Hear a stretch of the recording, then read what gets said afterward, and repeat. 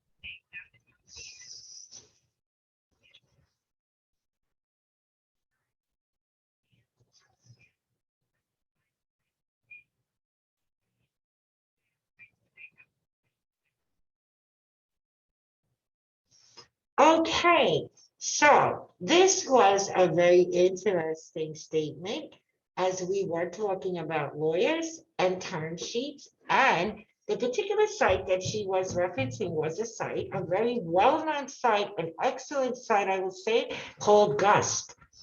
And that is called what a lot of founders and startup professionals find out. I apologize about that. Okay, sorry about that. But this is what a lot of founders and various people that try to do startups find when they go to sites like us, that they do have a lot of great information.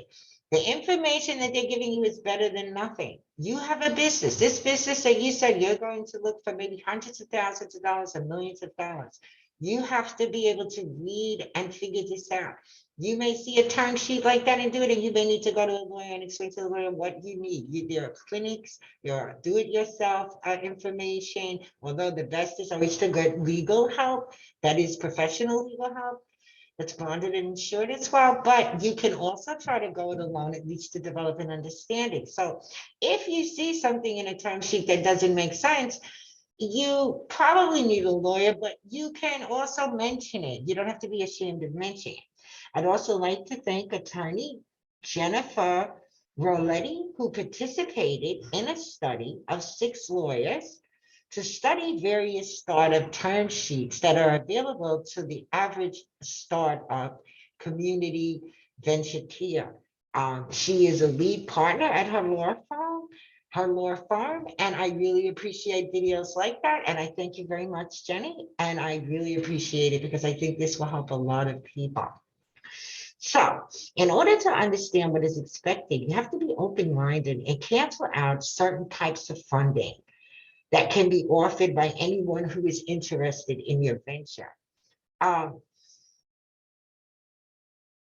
The most canceled out funding scenarios are usually funding scenarios that people in their mind, when they're doing their startup, cancel them out.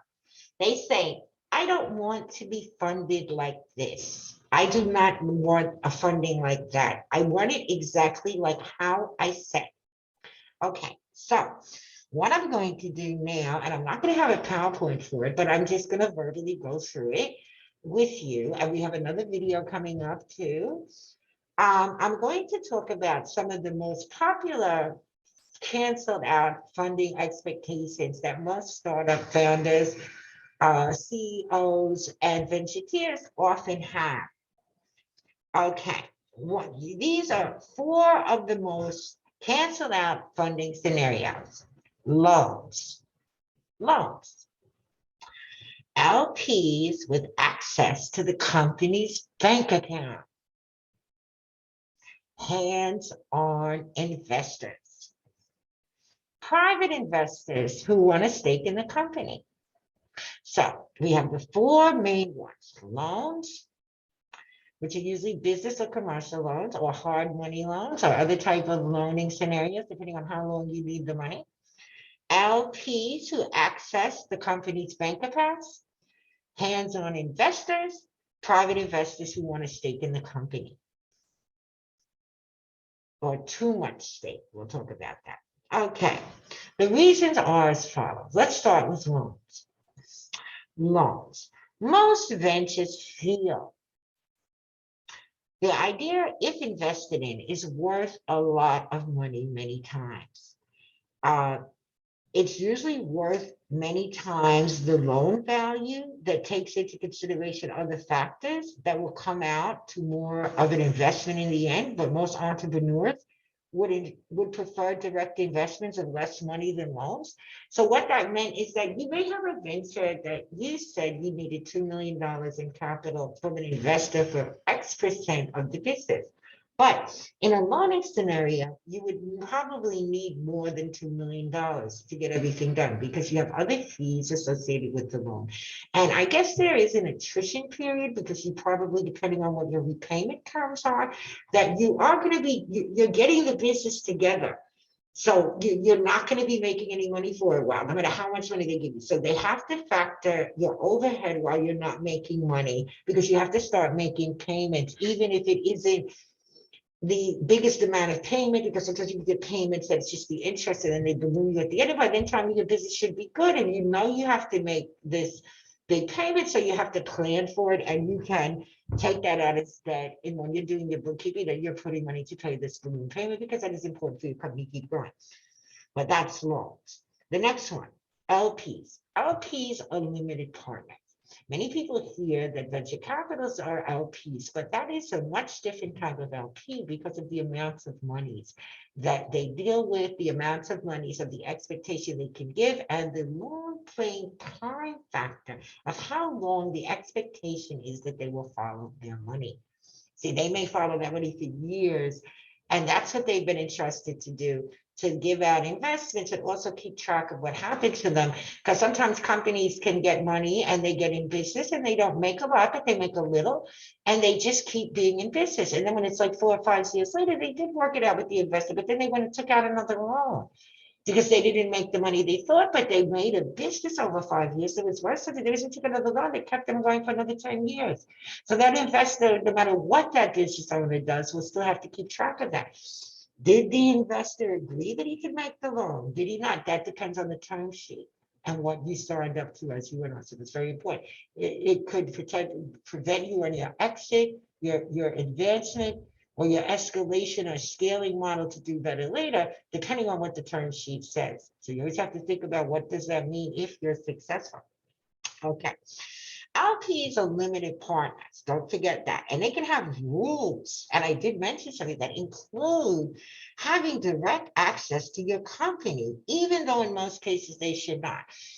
Many LPs, though, they're not really supposed, they're just supposed to give you the money and stay out of the business, but they can request access to the funds because it's their money and their percent.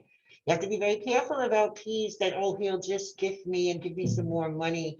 Sometimes LPs say they're not going to be in the business and they still bring their friends around and they want to talk about it. They want you to show things, you want you to do things. So LPs is a little bit more private between you and someone. Usually it's less that the LPs will give you, but they will if they like your business. They will also at times provide less funding amounts if they like the project and have a feeling about the business itself. Unlike some investors who can only invest over $2 million, LPs can take a chance investing less money initially in hopes of getting more later.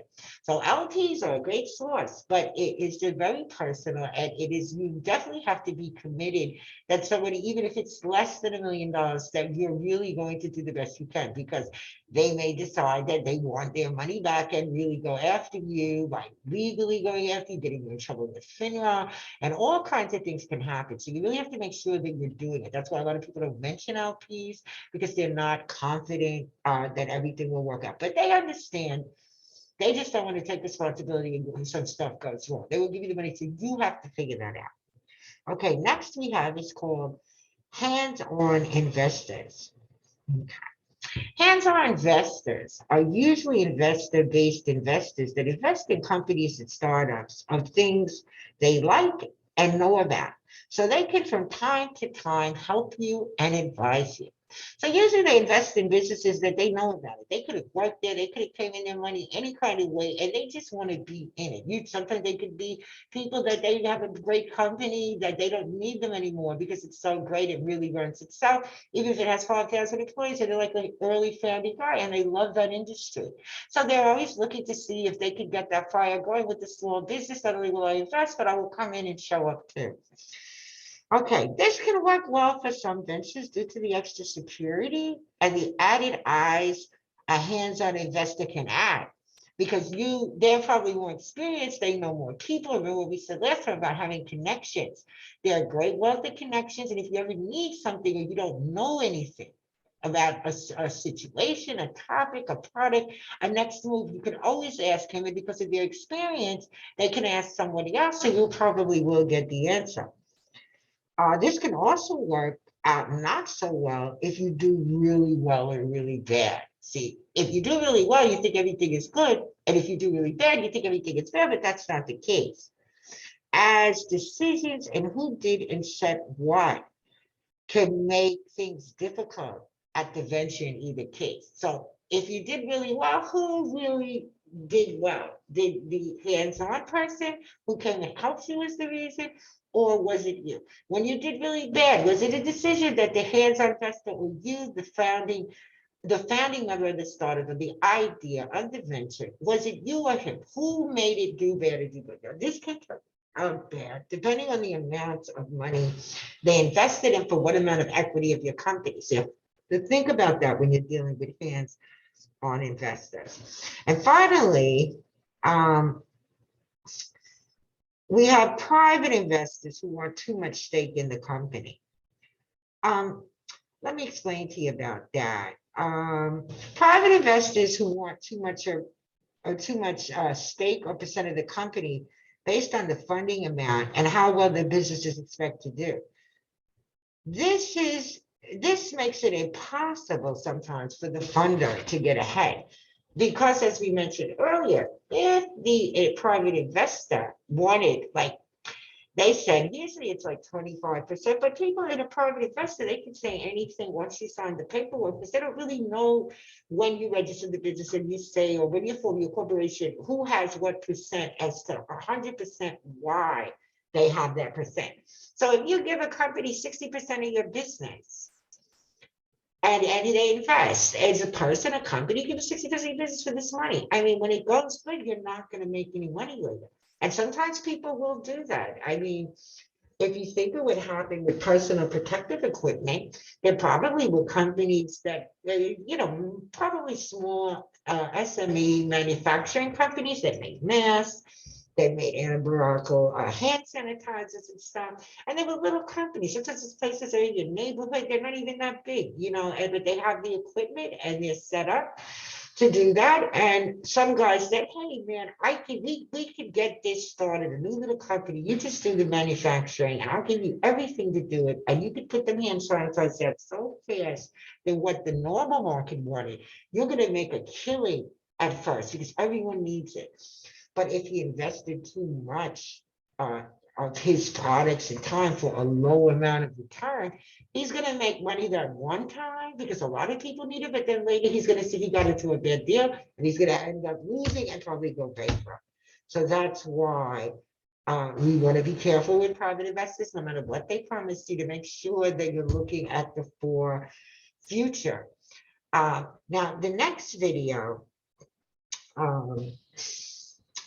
is going to talk about things that you need to do. So I want you to listen carefully. And I also want to know at this point, if you're watching this, if you have any questions about the most common types of investors you will run into initially, which are the ones that I mentioned.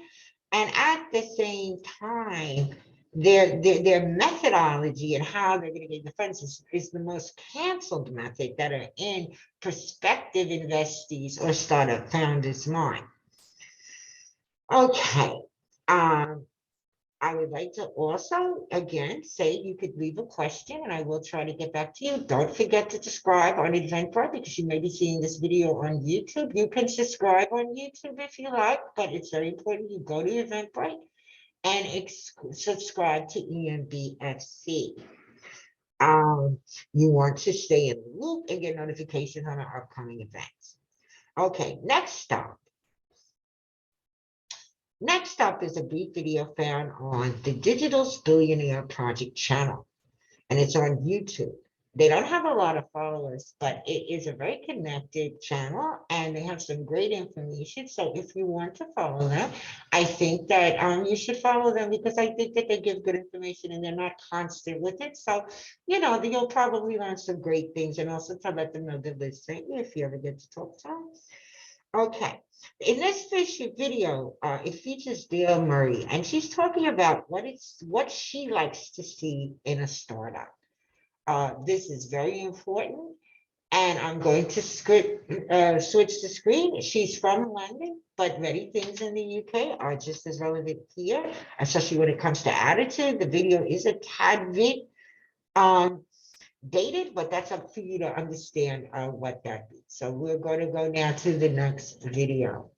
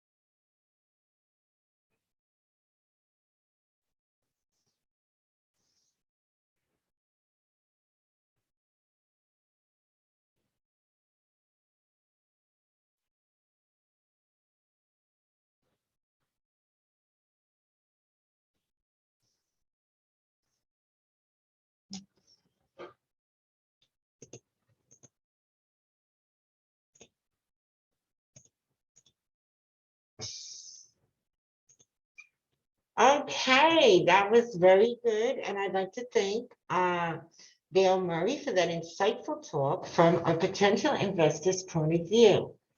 That was very good. And she very quickly told us many things that many of us hear all the time, but we know that. But there was a certain genuineness of how you felt in watching this video that she really meant that, and it made a lot of sense. Get over it. Every investor is not going to be Dale Murray. It's not going to be anything like that. It's going to be a lot of rejection and pain. And that's what you have to understand and get ready for now. It is a strategy, and these are the things that you need to know. If you didn't write down what Dale told you, then you should maybe rewatch the video and write some of those things down, especially the importance of the financial model, which we're going to discuss next. Okay, one of the key factors in the video is the financial model. A big part of every venture's future is how they are planning their money and will spend and invest it to make more money down the road. Another very sticky point in working with new ventures, and I'm an expert on this, is to get the venture owner to explain how they plan to make money. A fact that is said over and over again, the need for financial models, but many ventureers produce vague models and models that do not always seem to make sense. They often get the real facts and figures from their own experience and their own understanding of what they feel as a trademark issue of the trademark, not just of their trademark or sale, but of their business process. They do not want anyone to know their bottom line. That is understandable, but it is also very important when you're seeking funds from someone else. Even in a loan, even if you qualify for the loan because you have collateral or something, that you tell them, because that is definitely a part of trust. Because that is something that even as a consultant, I cannot explain to the client. That is the time when they go with the funder, and they have to talk along with them and understand, do they trust each other?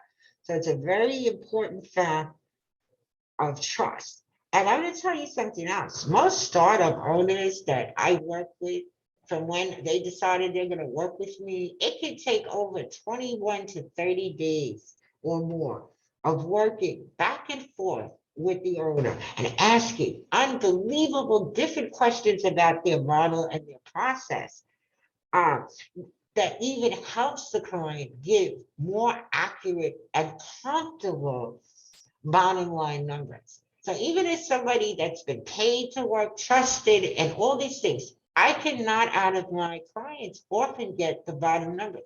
I know from knowing industry and what they told me, what they showed me, I can have a somewhat accurate idea of what it would cost, what it can sell for. Many things you can look up. There are mean lines in data. I'm just saying how much things cost and how much they expect to grow or cost less.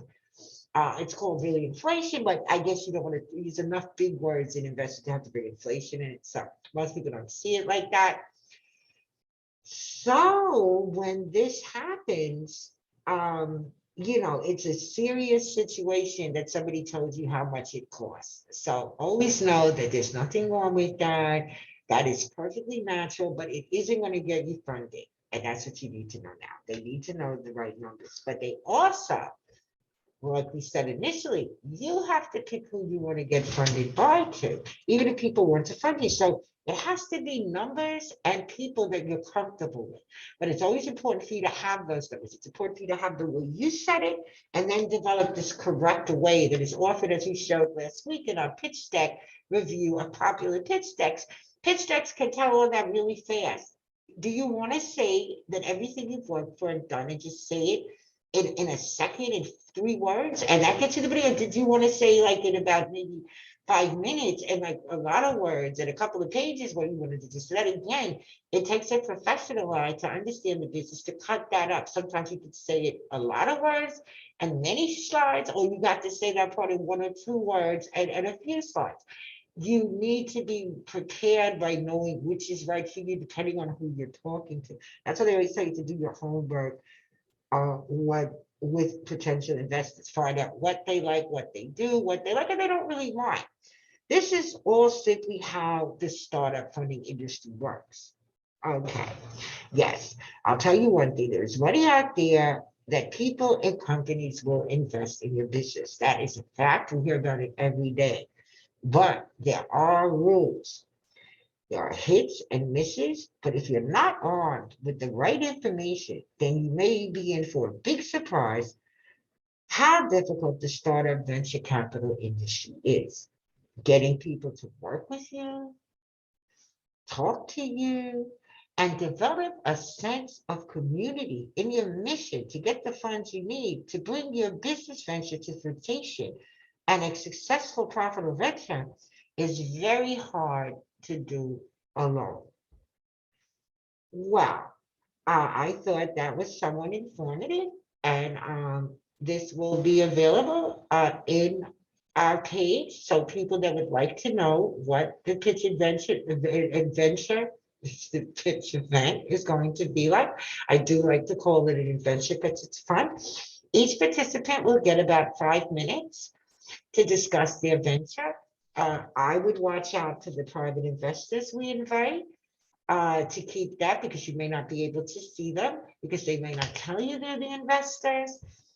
Basically, we'll be talking about what it feels to pitch, what your pitch said, and what your prospects are for getting funded.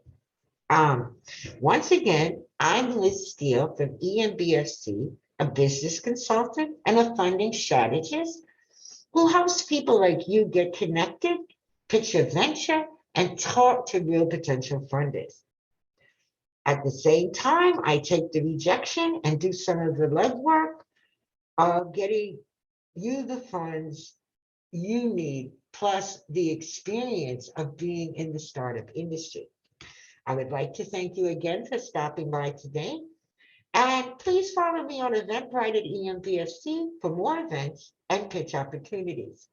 I know that we had planned an hour, but this is a sample venture. And of course, people would need time to pitch their venture and everything. So I hope to see more of you. I've left my email in the description. So I hope that anyone that would like to find out more, would like to let me take a look at their business venture, or just wants to talk about their experience with maybe bad funding, characters and people.